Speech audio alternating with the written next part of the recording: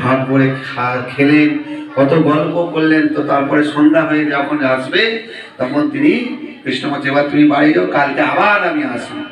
তো তিনি মহা আনন্দে নৃত্য করতে করতে গাভীদের নিয়ে কি করলেন, বাড়ি ফিরে আসলেন। খুব আনন্দ করছেন, মনের মধ্যে একটা আনন্দ। তা আবার পরের দিন গেছেন, কৃষ্ণ কিন্তু সেদিন খুব সকাল সকাল এসেছেন, আবার খাওয়ার ভাগ করে খেয়েছেন। তো প্রতিদিন এরকম 2-3 দিন যাওয়ার পর তো শিষ্যটা ভাবছে আমার তো খিদা লাগছে, কারণ সে ধরুন 3টা রুটি নিয়ে যায়, দুজনে ভাগৃষ্ট তো অর্ধেক খাবার খেয়ে নিচ্ছে, তোর খিদে লাগছে।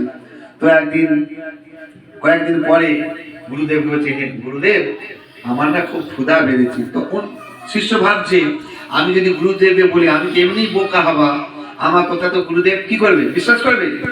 যে পাগল এমনি পাগল, আবার বোধ হয় পাগলের মতো বকছে। তো তখন তিনি কি করছেন, গুরুদেবকে বলছেন যে গুরুদেব আমার না খুব ক্ষুধা বেড়েছে, আমাকে কয়েকটা রুটি আর সবজি একটু বেশি দিতে হবে। তো বলছে ঠিক আছে, নিয়ে যাবি। যাওয়ার সময় কি করছে, সে কিছু রুটি আর সবজি বেশি করে নিয়ে যাচ্ছে। এবার আবার এইভাবে কৃষ্ণচন্দ্রের সঙ্গে লীলা বিলাস করছেন, গল্প করছেন, খেলাধুলা করছেন, আর খাবার ভাগ করে খাচ্ছেন, এত আনন্দ।